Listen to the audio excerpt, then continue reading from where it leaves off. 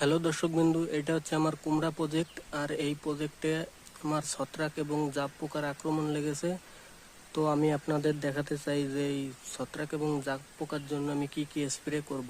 ছত্রাকের জন্য এই নিস্তারটি কাজ করে বিস্তার, অনেক ভালো একটি ছত্রাকনাশক। আর জাপ পোকার জন্য দিব হচ্ছে স্কোয়ার কোম্পানির ইম্পেল, এবং সাদামাছির জন্য এটা খুবই কার্যকারী। আর এটি হচ্ছে আমার ঢোপ বা ড্রাম স্প্রে করার।